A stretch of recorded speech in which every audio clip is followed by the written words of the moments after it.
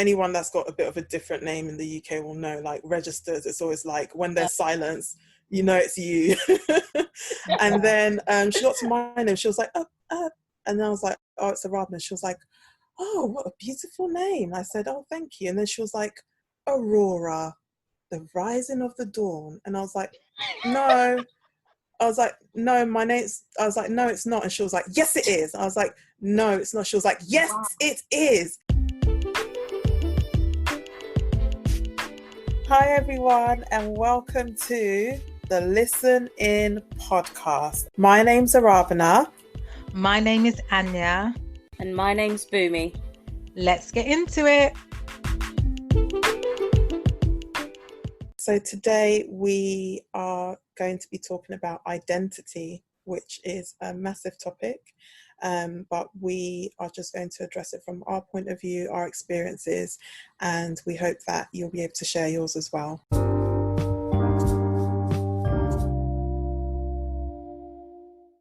What does identity mean to you? For me, when I think about identity, is my roots. It's literally what nourishes every part of me, is what keeps me grounded, whatever storms come my way. So for me, that's what my identity does for me. I love that. That's really lovely. What about you, Arabna? What does identity mean to you? For me, just to be very stereotypical, run-of-the-mill, like, it's who I am. My identity is me. I like the way that you put it for me, because I think that it is a lot to do with roots. It does go very deep, and there's a lot to it. So yeah, I like that. Yeah, and I would say something similar actually to both of you. I think, yeah, it very much, to me, identity is very much around who I am, kind of what makes me be me. Thinking about family background and cultural influences, all of that, for me makes me who I am. Yeah, definitely. And I think that it's something that's really important and key in life. And I think that a lot of times it's really underestimated, the importance of identity and who you are. I think that it's talked about, you know, from my personal point of view, I feel like I've heard it talked about in terms of, you know, people growing up and learning who they are in society and things like that, but they don't necessarily talk about your cultural identity and all of that sort of thing. If you're in a place where you're not part of the dominant culture, I think that they don't always talk about your identity, and then when they do, there's a lot of like negatives. It's not necessarily positive. It's talking about all the difficulties and all of this, which there are, I'm not going to pretend, but yeah, I feel like sometimes it's just very negative or one-sided, or or even misinformation, isn't it? Even within ourselves, like not just living within a dominant culture, even amongst our culture, there is a bit of misinformation. And I don't know if it has to do with, and I know you're very interested in this type of thing, Arabna, but like preserving of our history, how we have preserved history. I think there is a lot of misinformation. And I do agree with what you said in terms of people put down your identity to more as what you grow up to discover, whereas there are core things about your identity anyway, that is like, it's just a part of you, if that makes sense. What about you, Anya? Yeah, I completely agree with that. And I think definitely even being in school and, you know, learning, well, we didn't learn really about Black history, to be honest. We didn't actually learn about it. So there was a lot that I didn't really know. And then I only grew to kind of find out a bit later, but even then it was most of the negative things. So mostly around, you know, slavery and, you know, I don't know, that I just think just generally in education, a lot of the time when reference was made towards Black people, it was quite negative. So either they are the ones who are most likely to be in prison, as the ones who are most likely to be underachieving, you know, all of these things were the kind of statistics that I did hear in education. Yeah. But I think you're right, Bunmi, a lot of information is misinformation. And I think nowadays what I think is really positive is that people are coming out and trying to shed more light on the good things about our history. I didn't go to secondary school here, but from working within a school environment, just things I picked up, or primary, I think what I hear a lot of sounds like similar things that we talk about in Africa, in terms of, so if the children in Africa are not hearing their history as it is, and the ones here not hearing it as it is like, where do they get to hear it?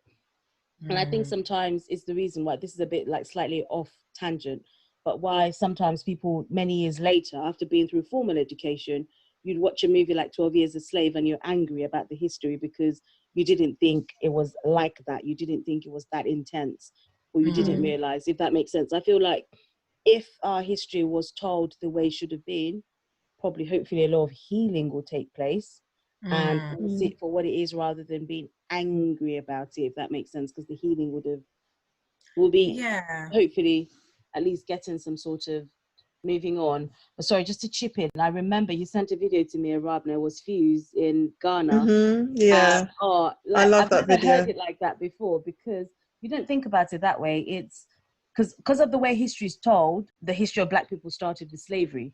And that's all we constantly think about.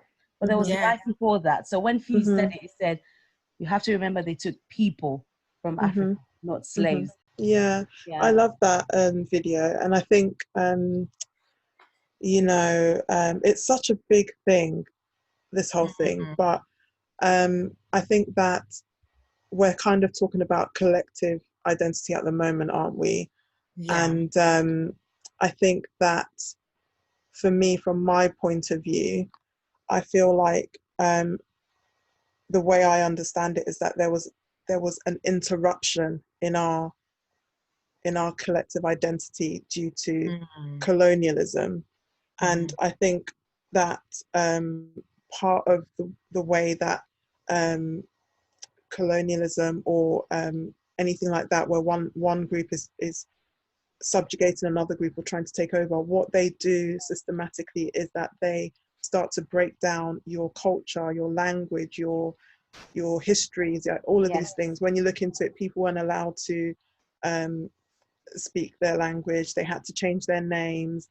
They, and there's other things about the things aren't valued. Things that were there already weren't valued, or they're made to seem like they're rubbish. And that still goes on today. There's so many things that go on. Like, for example, it's a really small example, but a lot of times, like in Ghana, when they're describing things that are like indigenously Ghanaian, and I know that, to be honest, there's a lot of like controversial, problematic things about the way that we describe these things, because Ghana is a country, but it's a country that was made post-colonialism, post-independence. So there are lots of tribal groups there, and in a lot of West Africa, there are lots of tribal groups, and it worked in a completely different way. It didn't work in the way that it does in the West. So that's why you will get people who are Hausa in Ghana, but you'll also get people who are Hausa in Nigeria, because you do, don't you? There's Hausa people in Nigeria, isn't it? Yes. And Fulanese and all of that. Yeah, that's their tribal groups, because they were a group. It wasn't these like boundaries. But anyways, that's just an aside. But sometimes in Ghana and other places, when they're talking about more native things, they'll refer to them as local. So I hate that because I feel like when they say that, for me, the way it comes across is that it's local, so it's not as classy, it's not as sophisticated, it's not as this.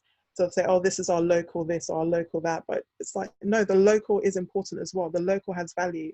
I remember doing a talk a while ago at a group that I run, and I was trying to help people to be aware and be proud of things that are already in their society that is good and helpful. So the example that I gave is when I was little and I lived in Ghana with my grandma at the time, mainly, there was a way that we used to use to make your teeth whiter. So not to brush your teeth. I don't want people to misunderstand. You'd brush your teeth like normal. But if you wanted whiter teeth, what you'd do is you'd get charcoal. And did you guys do that in Nigeria? Yes, I've Yeah, heard of it. I didn't, charcoal. but I've heard of it. Yeah. And Wow. the sort of I don't know what it's called in English. I'm really sorry, but there's like a you know, like plantain. It's a type of plantain. I think it's like the end of it or something, and you use it to brush your teeth. You wash it out, and your teeth would be sparkling. And fast forward 20 something years, what do they have in the shops nowadays? Toothbrush, toothpaste with activated charcoal. It's like, we've been doing this for how long? And that's the sort of thing where people say, oh, it's a local thing, like it's not important. But another example, shea butter, or as they say in America, shea butter. Yeah. Shea butter is indigenous to Ghana. We've been using it for so long. And it's just really ironic that it's in all these creams and all of this, but sometimes people look down on the sort of, you know, pure shea butter because it's not packaged in this funny way. But then put it in something and say that it's from the US or England, and suddenly it's like, wow, all over it. Amazing. So I think that, you know, the sort of, there's so many influences of colonialism that took things away and tainted things and made things that are really, I'm not saying that everything about our cultures and histories or whatever is brilliant, because it's not. There's things that we, as humans, we can learn from each other and change. But there's certain things that are really important, really powerful, and really useful that's just disregarded. And I think it links to identity, because I feel like it's the same thing of there's certain things where you're not taught that it is a good thing or a positive thing, or that it is even part of your identity. That's the other thing as well. You know, sometimes people will make you feel like, you know, like something like that activated charcoal, like I'm sure that there's lots of people that don't know that people were doing this in Ghana, you know, donkey years ago. And I was speaking to one of my friends whose family's from Bangladesh originally, and she told me that they use that as well. I believe so. There's lots of things that are part of people's culture and heritage and all of that is not known because we didn't keep it in the same way, but at the same time, you know, openly keep those records and be proud of their heritage and enjoy it and revel in it like everybody else. So yeah, I know, sorry, I've gone off on a tangent, but no, I think that was really good, and I think you touched on so many good points there, and I think it's good to I think what I really liked about what you were saying was kind of how our culture is viewed even back in our home countries. How you know, it's almost like there's a bit of a dissociation that is there, that people feel like they want to dissociate from certain aspects of the culture. So even what you said around, you know, the local, it's a local thing, kind of, it sounds to me like it's more, have you guys experienced anything like that? Or what are your thoughts on that in terms of dissociating from your culture? It's huge. I can feel that sigh coming through around now. I could talk about this for days, months, years, literally. I can talk about it. Obviously, you can only speak about your own experiences. I feel like I was more aware of these things than other people quicker, just because I was in two different settings and that were completely different, but also the same in many ways. I feel like it made me realize things quicker just because of people's responses and how people, you know, acted and the life that I was living in both places as well. So yeah, it's a big thing. For many years, I didn't want to tell people that I was born and raised in Nigeria.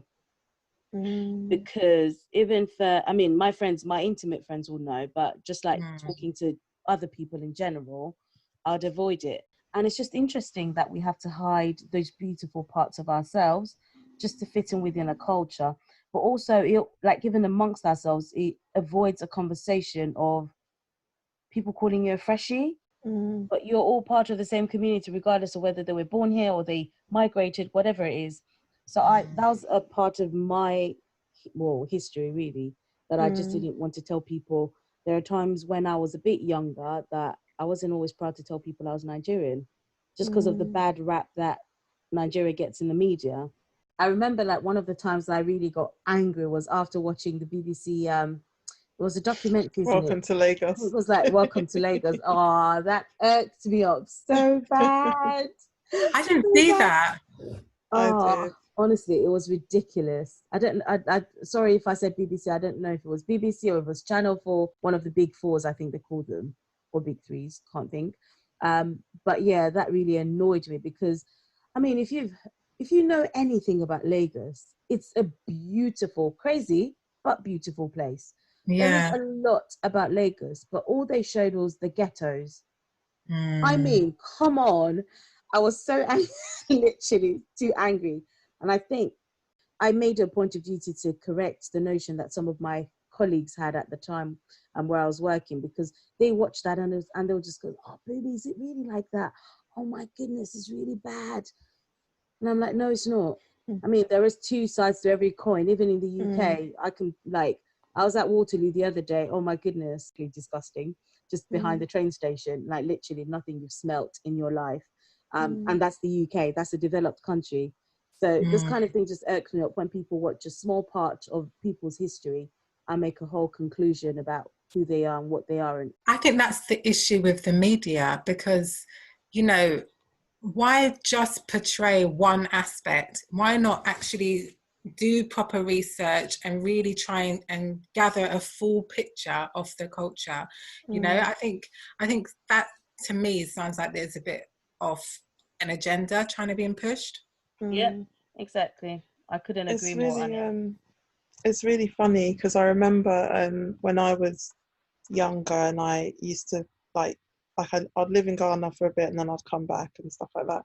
But I remember when I one of the times when I came back, I think I was quite young. I was in school, but maybe like I was 6 or 7 or something. And I'd come back from Ghana and I just remember being like, maybe it was like one of my first or second days in school. And I just remember being in the playground and these kids following me and saying, do you have cars in Africa? Do you have houses in Africa? And I was thinking, even at that age, I was thinking, no, we live in the trees with the monkeys. Like, what do you think? Like, why? I was just thinking, why do these kids not understand that there's another world and it's very much like yours? It's just slightly different, you know?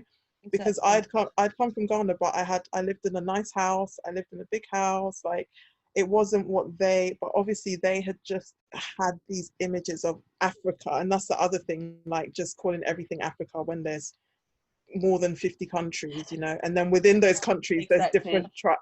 And I don't expect people to know everything. Like, my geography is not great.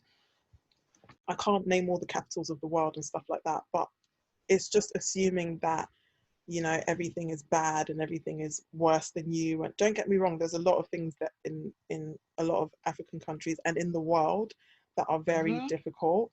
But I think for us, in terms of how the West sees us, it's overwhelmingly negative, and it doesn't talk about the positives as well. So that does impact on your sense of identity, especially even more, I think, when you live in the West. But actually, even if you live in you know, in a country in Africa or Asia or whatever, it impacts you there as well because of the ongoing history of colonialism and the stuff that's, you know, shown at the moment on TV and things like that. I think it makes a lot of people feel like West is best. Yeah. At the end of the day. And then you don't develop yourself. Yeah. Exactly. And I think this really does tie in as well. I know we mentioned earlier, but just around how, I guess, I don't know if this has come from the older generations for us, but I think being in this country, I do think there was some influence from maybe the older generation of our cultures, so like Caribbean culture, African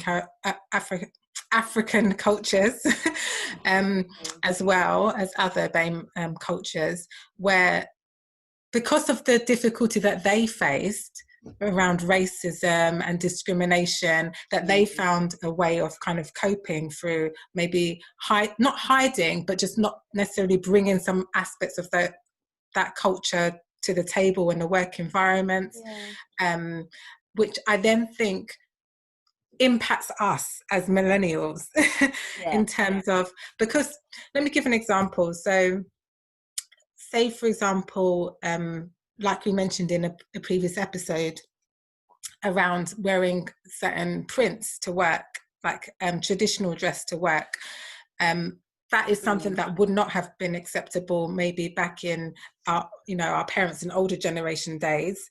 And so we might have been advised by parents, you don't wear that, wear this, or dress this way, dress professionally, and because they've kind of had to adapt. And I wonder if that is now impacting on us as well, in terms of we are very much aware that we can't do certain things in the workplace, or people might treat us in a different way because of our culture. Or does that make sense? Makes a whole lot of sense, Anya. I couldn't agree more. Like even the conversation around hair as well, isn't it? That I don't know about probably like both of your parents, but like my mom still doesn't see the sense in natural hair, because it's like it's stressful. It makes you stand out. It's so much more easier to just blend in than to try to be different, isn't it? And I think that's what it is, that, like you rightly said, that a lot of our parents, it was so much more easier to just blend into the status quo than question it. Like why create a fuss when you know you're not going to win? And I think was all of that resignation. But I also think tying into what Arabna said as well, it is also influenced by our personal experiences and the way the things we went through during school and education, like after school. So I think a lot of these things have been influenced by our personal experiences as well. And I grew up here, and I was in school. I went to quite a mixed school, but as a person who is Black, we were the minority in the school still. And I think even amongst ourselves, there were some issues around identity. There's that whole Caribbean versus African thing, where people from Africa were being kind of ostracized, I guess, because they were African. There were some, like, looking back, there were some like real racist jokes, which weren't jokes, but real racist kind of comments around people who are African, and just ignorance, not actually knowing that there is more to the culture than what is portrayed in the media. And I think that influences on things as well, because it's that whole feeling of not wanting to be it's like fighting so much to come away from that culture. Exactly. Absolutely. I think when you were talking earlier, Anya, I can't remember what you said, but it made me think about the fact that if all of our history is being presented a certain way, then you don't want to identify with that. But the truth is that is a core part of your identity. Where you come from, whether you like it or not, is a core part of your identity. There is something about that is still a part of you. And that's why it's important to know your history. But if you're trying so hard to step away from that, then you're hiding a huge part of who you are, or part of your makeup, if that makes sense. It is a shame, because it is a beautiful part of yourself. Why should we have to feel like we have to hide it? It shouldn't. It's quite sad that we still, even in this day and age, there's still children going through school that because they hear all of the negative things that come out of Africa, the continent Africa, we must emphasize, because people, like, even we use Africa as like, I'm from Africa. No, you're not. State your country. State your country. Just state your country. And there are young children these days who are still like, no, I'm not. Maybe my parents are, maybe my grandparents are, but I'm not. I'm British. That's a really interesting one for me as well. When I started my first job in speech therapy, I was working in an area which was outside of London. I've mentioned before, I was very much the minority there. And one day I went into a school, and it was a lovely school, really nice, quiet village school. And I remember just walking into the school, just not thinking anything. And this woman stopped me as I was walking in, and she said to me, "Oh, are you a parent?" And I was thinking, firstly, who are you? Who are you? And why are you asking me? She didn't work for the school, so I was really confused as to why she'd stopped me. She's like an older woman who was Caucasian, but I didn't understand why she'd stopped me. So I responded. I just said, "Oh no, I'm the speech and language therapist," and she said, "Oh." Yep. "Oh, speech and language therapist." I said, "Yes, I am. I'm the speech and language therapist." She's like, "Oh, so where are you from?" And I was like, "I'm from London." And she's just like, "Oh yeah, London, of course, of course. Where are you from?" They And I was always like, ask the second time. "What do you mean? I'm from London. I was born here." And she was just like, "No, but where are you from?" And I was like, "Well, my family roots are Caribbean, but yeah, I was born here, but yeah, my parents are Caribbean, from Jamaica, etc." And then she was just like, "Oh, okay." And that was the end of the conversation. But I kind of just felt like, why did you have to stop me in my tracks just to ask me where I'm from? And it's the whole thing about, where are you really from? Like, I feel like I've come from dual nationality in terms of, I was very much born here, so I've adopted a lot of the culture from England. However, my parents are Caribbean, so I have Caribbean roots as well, and a lot of like food, and there's lots of cultural things that we have as part of what I've had as part of my upbringing in this country. So, and still is part of my culture. So, I think it's hard. And I remember watching something ages ago. It was on Channel 5. And it was a guy talking about how he's from England, he's born here, but when he goes back to his home country, he's seen as a foreigner. So they don't see him as being from that country, they see him as being from England. But then in England, he's also treated like a foreigner here. And that's kind of that is how I feel as well, because I was born here. And I think that is quite challenging for me. I think that whole where are you from question there's so many angles, because there's one angle where they're just being racist.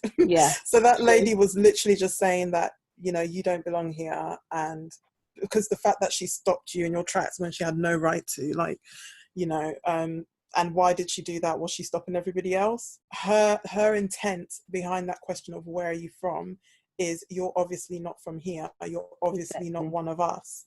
That's a problem. But I think there's the other side of also knowing your roots as well, so where your roots come from originally, which is hard to say, because in this world, who actually someone said this to me once, and it's so true, like, the way the world has been, people have always moved. It's not a new thing. Like, they go on about migration like it's new. People have always moved in this world. I don't know if there's a place that you can 100% say that the people that are 100% indigenous. That's just my opinion, unless you go to some unknown island or something.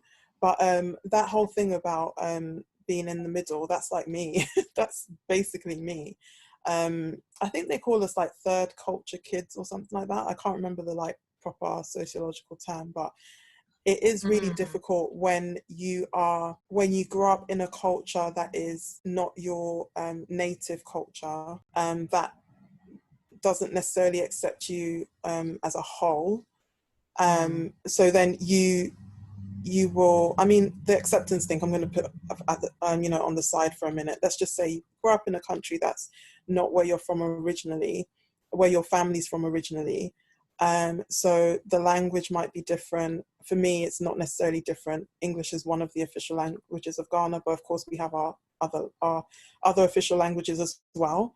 But then when you go back to the home country, you are also seen as a foreigner because you didn't grow up there. So you're just in this limbo of being between things. And I think for me, when I was younger, I've always called myself Ghanaian, always. Like, when people ask me, even when I was younger, I used to say I'm from Ghana, I'm from Ghana, even though I was born and bred here. I just had a very strong association with Ghana. I think because I lived there from, you know, I lived there when I was young. I understood the language. I did speak it fluently at one point, but I'm not fluent anymore. Shame, horror. And I knew things about the culture and stuff. So I've always identified strongly with being Ghanaian. But yeah, when I go to Ghana, they don't see me as Ghanaian. They see me as English. But now, and then I got to a point where I'd always say, I've never referred to myself as English, and I never will, because that doesn't really, I don't feel like I'm English. I am British. I'm a British citizen. But I think for me, more these days, I feel like I identify with being a Londoner more than anything, which is really, I feel like when people ask me things like that, I will say, yeah, I'm from London. And then depending on the situation, I will go into other things. Obviously, because of my name, it's obviously not an English name, and it's not common in this part of the world. So that's already like, oh, what's that? Where's that from? Like, which is, you know, it's fine. Like, if you won't know my name, so that's fine. You may not have heard of it before. That's fine. But it's everything else after that is an issue, or just annoying to deal with. So yeah, it is quite difficult to be in the middle of two, but I think that I feel now that I would identify myself as a British Ghanaian, because that's what I am. That's the sort of middle ground for me, and that explains me better from my own point of view. If you don't want to understand it, or you can't, that's your issue. That's fine. But you know, it's just, it's a process, I think. Absolutely. Or they and then I don't think it should be, because that makes it sound like if it's outside London, then they can say that. No, I think that you know, it's just very complicated, and it's up to that individual person to identify as they want to identify, or what makes sense to them. Because when I was younger and I used to meet like, you know, some of like I felt like the people who were from African countries that I knew tended to say, I'm Nigerian, I'm Ghanaian, I'm whatever. But I felt like the people who were Caribbean, I think because they'd been here for longer generations, now they really like, there's so many generations that have been here that connection with Jamaica or wherever is not as strong. And they've only known England. So how are you going to tell them that they're not English? Or do you know what I mean? A couple talking on YouTube, and one of them introduced themselves as a Nigerian British, and the other as a British Nigerian. And I was like, it's quite interesting when you think about it that way, because I guess one of them was born and raised in Nigeria and then moved over. So I guess it was the one saying he's a British Nigerian British. Nigerian British. I don't even know which order, but all these words. Yeah, exactly, because it would mean something to you the way you put it, isn't it? Because it's not just about the alphabetical order, it's about, I don't know, probably what you resonate with more, or like whichever you acquired a bit. I don't know what like prompted the order, but it was just really interesting. I'm not even sure which way I'll call myself. If there's a way to kind of like make a word sandwich. Brit Nige. Nige Brit. Oh, I like that. A Brit Nige. I like that. Oh gosh. Yes, I don't know. But I think actually, I mentioned it very briefly, but like about my name. Because I think names are very, not for everybody. Some people names are they just pick it without, you know, thinking too much about it. But my name is obviously not an English name, and I don't have an English name, which is also for some people unusual, strange, whatever, which I you know, I have very strong opinions about. But that's one thing that I've always had an issue with my name in growing up in a different culture. When I go to Ghana, because it is a Ghanaian name, everyone knows how to say my name, like it's not a big deal. But here, it's always been a big deal to a lot of people. Tell us about that a lot more. What was your experience having a Ghanaian name and being here in this country? I think there's lots of things. So especially at school where, and not just school, even now where people don't even bother trying because it's a foreign name. They won't even try. They'll be like, can we call you A? No. Can we shorten it? No. It's not actually that hard if you just listen to me. Like there's so many times I'm just like, don't look at the spelling, listen to me, just copy me. And obviously I have to put the disclaimer of I'm obviously pronouncing my name in a very anglicized way for all the Ghanaians who ever listen to this. It is what it is. I can't be bothered. I went through a stage of being very militant and saying it the way that it's supposed to be each time. But then I just thought, you know what, it's fine. I'll get as close as it can be in English that I'm happy with, that I'm happy to accept, and then that's fine. And then when I'm in Ghana, I pronounce it a bit closer to how it's supposed to be, because I do have a British twang. Can you tell us what that is? So how do you... I don't want the Ghanaians to shame me, man. It's all right. No, I'm actually interested as well to find out kind of before the Ghanaians come and say nonsense to me. It's Arabna. And then how do you say it? Arabna. Oh, it's not that very different. It's not that different. Remember, I've got a twang. Yeah, so, it sounds like more like the intonation. The intonation, because it's got a W and a U, I get that a lot. Like Aurora Bena, it's like that's fine. I'll just Arabna's fine. Arabna's fine. But at least they try. Do you know what? Yeah. If you try it, I'm all right with you. It's these people that don't want to try. And I remember so many things at school, but there's one where I was older and it just frustrated me so much. Because like I say, it's not an English name. I don't expect you to be able to say it. And if you do, then I'm a bit kind of taken aback.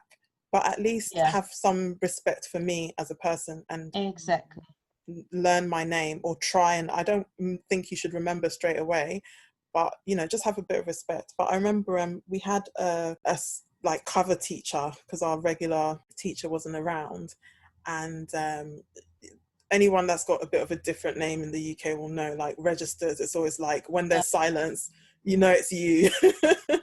And then she got to my name, she was like, and then I was like, oh, it's Arabna. She was like, oh, what a beautiful name. I said, oh, thank you. And then she was like, Aurora, the rising of the dawn. And I was like, no. I was like, no, my name's, I was like, no, it's not. And she was like, yes, it is. I was like, no, it's not. She was like, yes, it is. And I was like 15 or 16. And I was trying to like tell her my name's not Aurora, it's Arabna. And she was like, yes, it is. And then because she was a teacher as well, she just kind of moved on. So after the register, she went, and I think we were supposed to go to lessons or whatever. So I tried to go back to the staff room to just tell her, my name's not Aurora, my name's Arabna. It's not an English name. It's not wherever the name Aurora comes from, because that's not actually an English name. It's not that name. It's a completely different name. It means something completely different. And I couldn't find her. And I was so frustrated, because I was like, this woman's coming to tell me that my name is something else, and then shutting me up. How's she arguing with you about what your name is? Yes, how's she arguing with you about my own name? Like, was she there when you were named? Oh, goodness. That's just one example. I had a teacher in secondary school who never called me my name. So my surname is easier for people to pronounce. It sounds quite, English. Even that they mess up, but it's fine. So sometimes people like refer to me by my last name. Like I'll write an email and then they'll email back and be like, hi, Kessie. It's like, Kessie's my surname. It's not my first name. Or, hi, Cassie. It's like, it's not Cassie. What is wrong with you? Can you not see that I've written, and this is not just British people. Sometimes I get it from people who are also from African countries. I think it's just a thing about respecting people and looking carefully if they've called themselves whatever, I refer to them, or just check like, I'm not sure how to say it. Can you pronounce it for me? Am I pronouncing it okay?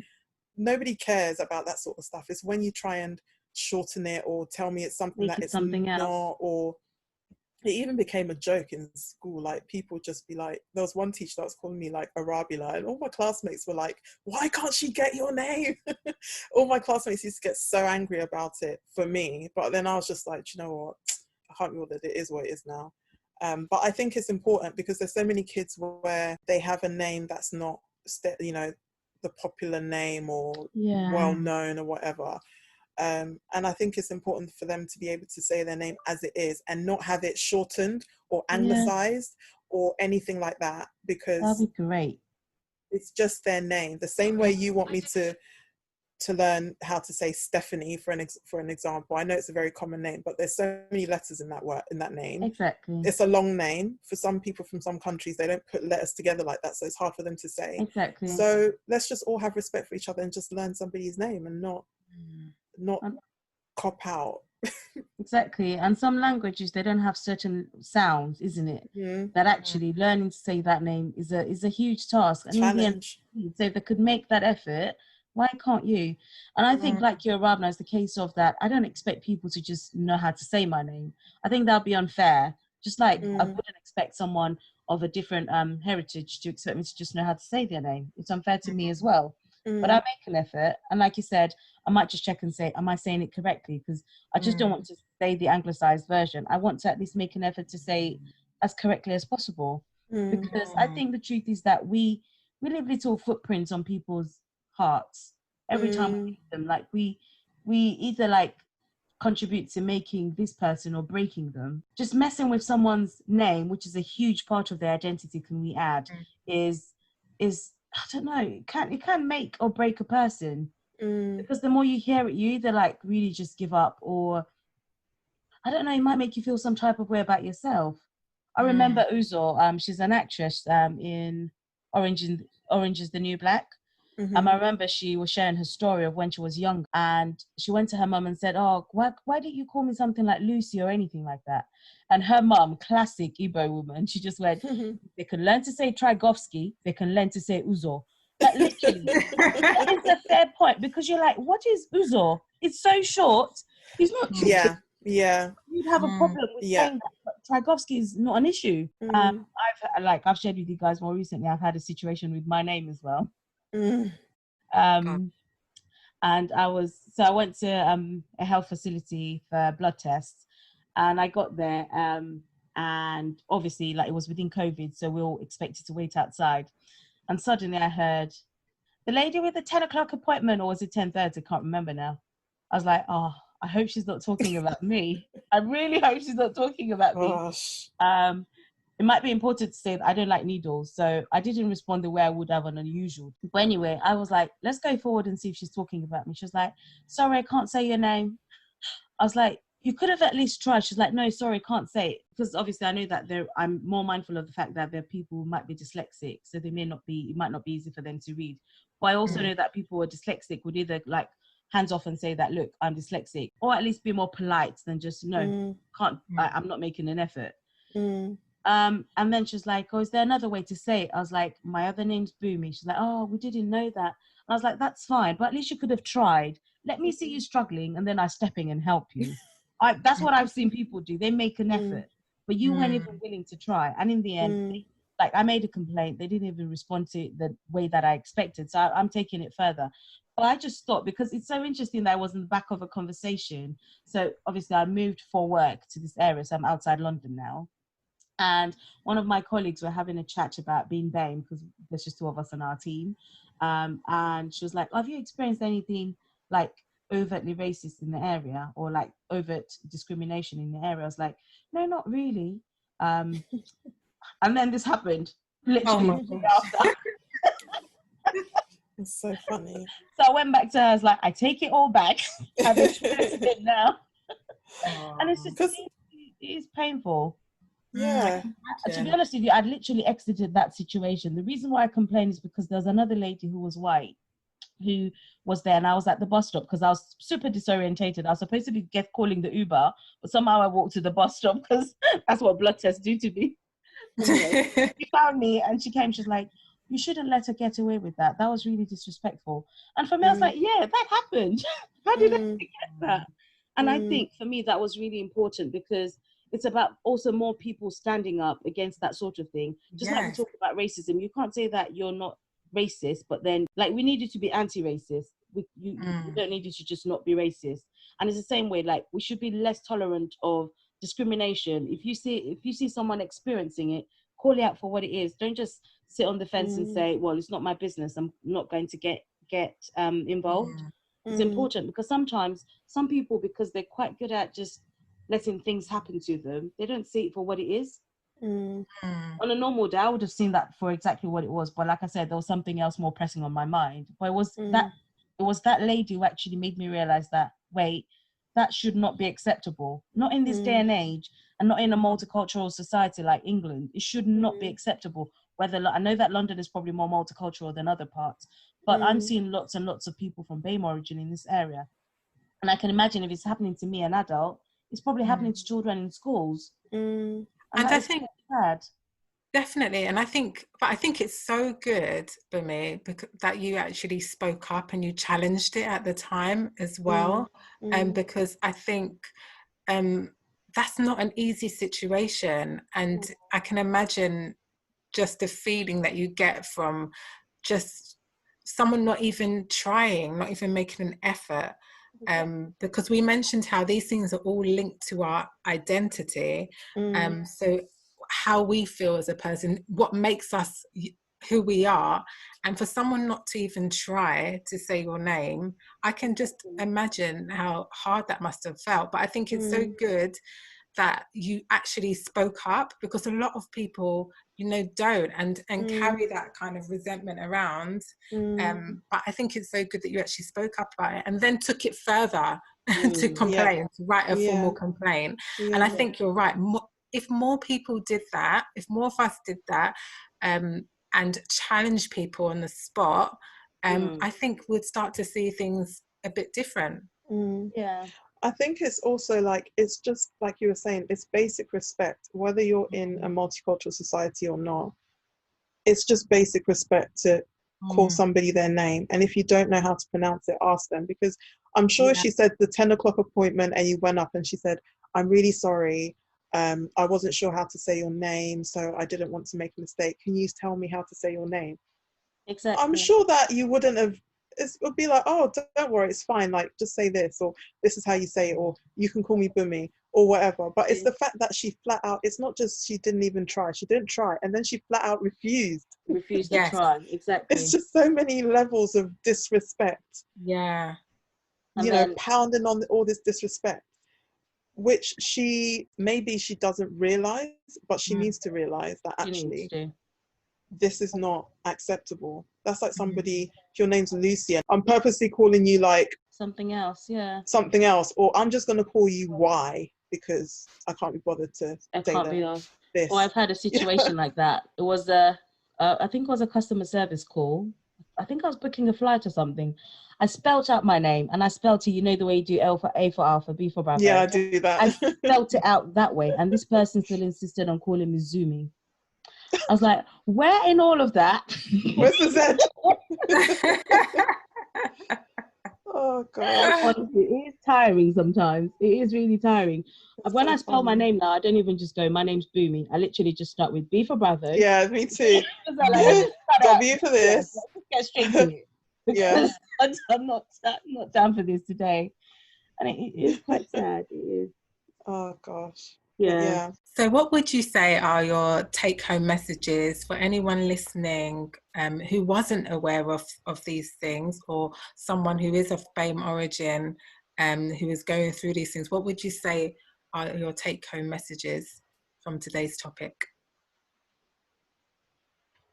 I think that it is such a huge area, and we can't do it any justice, even if we're talking for 3 hours. There's so much more, and it's very individual and personal. So I think it's this: have the respect to interact with people one-to-one and see what they want, because what I'm saying might not be the same for the next Ghanaian, British person, or whoever, someone who's a British Indian or whatever. You have to interact with people on a one-to-one basis and see what they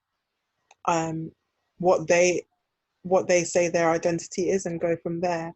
And just with the names, I just think it's just have respect and you know, just ask them how to say their name. That's all. Don't shorten it. Don't anglicize it. Don't do anything like that. Just ask them what their name is. Admit that it's a bit tricky for you. I'm sure they've experienced it before. I have.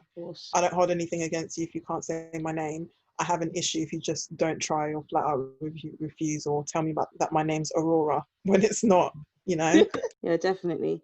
And I think probably just thinking about it, for me, it would be probably just spinning around to say that regardless of how people have tried to make you feel about your history or your identity, that still finding a way to be accepting of who you are, embracing everything that makes you you, and not trying to shy away from any part of it, but going beyond what the mainstream information is about, especially if you're struggling with accepting a part of your history, especially if it sounds so gory and something you don't want to associate with you. Go beyond the mainstream. Try to find out information for yourself, and you just might surprise yourself. I'm not saying that people should go and spend money on book a plane, but if there's a museum or whatever it is, if there's whatever you can find, there's lots more information actually out there. You can watch videos. There's a gentleman who makes it a point of duty to showcase Nigeria from a different point of view. So it goes, like, you can find videos like that on YouTube. Try to learn more than just what the mainstream is telling you. And I think that would hopefully help you to become a bit more accepting of that side of you that you think you would rather do away with. And yeah, I agree with the Rabna, you can't emphasize. It's just basic respect for other people, their culture, their experiences. And just because yours is different doesn't mean it's better. There are lots of things there are lots of great things about Nigeria that I wouldn't want to change, and there are lots of things that I've experienced in the UK that I think actually we can do better with. So there's always pros and cons about everything. What about you, Wanya? Yeah, that's really good. I will say one thing that I've really taken from today is that identity is such a major part of who we are. I think it really does matter a lot to us as individuals, and that is not just tying into culture, but also around, you know, our experiences. There's so much that comes into identity, and I just think it's so important for us to respect that in other people. And however you choose to identify yourself is okay, because that's ultimately what makes you you. And I think it's just about, for us as people, being respectful of other people's cultures, trying to learn about their culture, asking questions, and yeah, just being more accepting in that way.